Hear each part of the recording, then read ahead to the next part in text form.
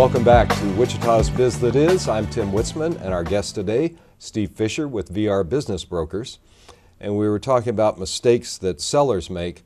How about buyers? Tell me buyer mentality. Let's kind of start there. Not mistakes, but what do you find buyers are like? A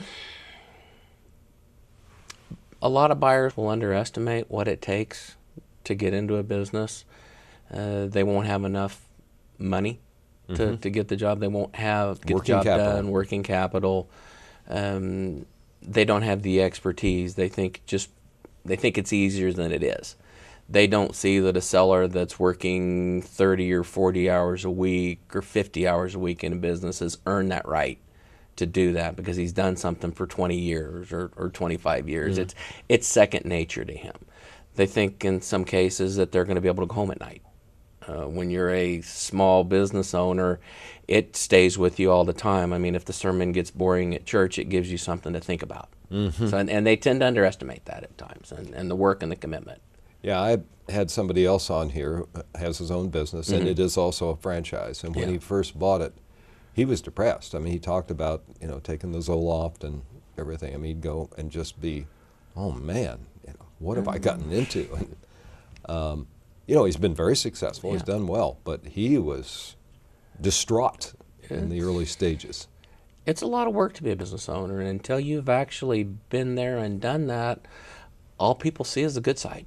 They don't get to see the hours before 8 o'clock or the hours after 5 o'clock, or the fact that you're working on something at midnight, or the fact that maybe you and your family have not had a vacation together for a couple years. And that's not the case with every business, but in a lot of small businesses where it's a hands-on owner, that's something a lot of buyers don't actually see or believe can happen until they actually get into it. What has changed since you've been in the business? Whether it's relationships, laws, rules, whatever. What's different? The recession definitely had an effect on the value of a business. Okay. When you sell or you value a small business, you're basically buying that stream of income. You're buying a job, and it's going to be disguised as a manufacturing business or a restaurant or a retail store. It's not worth what it was 5 or 6 years ago because the stream of income is not as high as it was. So that's probably been the biggest change. The values still aren't back, and you'll hear stories from across the country that business values are starting to come back and valuations are getting to be there. It's just been my experience that Wichita tends to lag behind the rest of the world, and it doesn't matter what business you're in, whether it be jewelry or manufacturing or anything. We just take a little longer, and I don't feel like we're quite there yet in Wichita. Obviously, financing is a big thing. How do you interface with the banks, et cetera? Are they relevant to what you do? Well, banks are very relevant.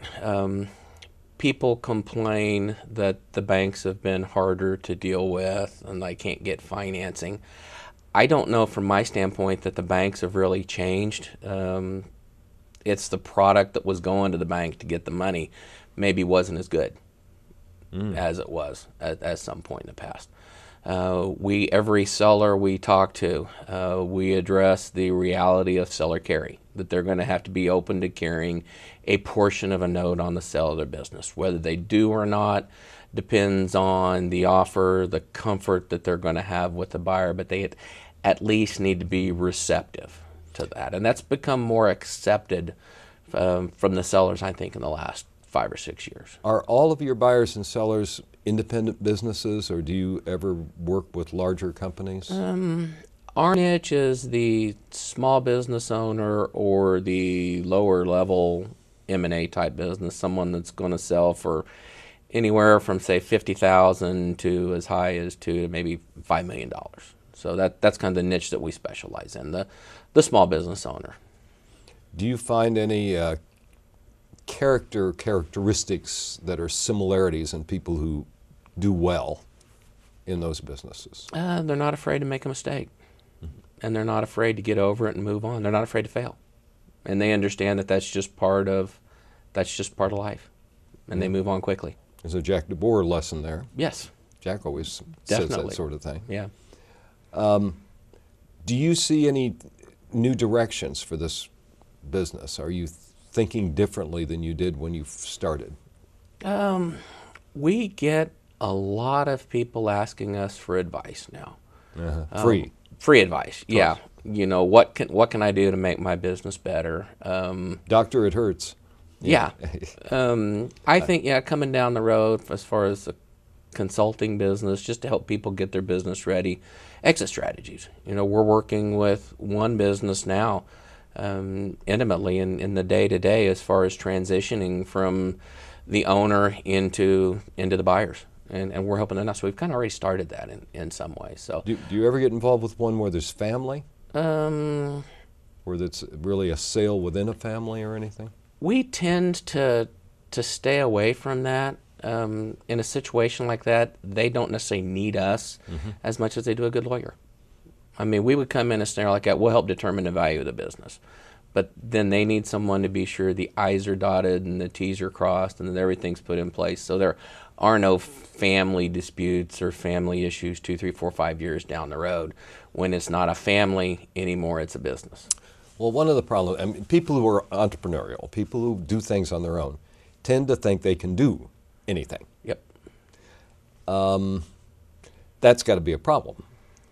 In the sense, partly what I'm getting at is, why do they need you? And I know there is the need, but how do you convince them there's a need? We're not biased. We take away the bias. We can take away the emotions. While we do get emotionally attached and we do work hard, it's not my baby, so to speak. I mean, I can look at somebody's business and I can point out the flaws.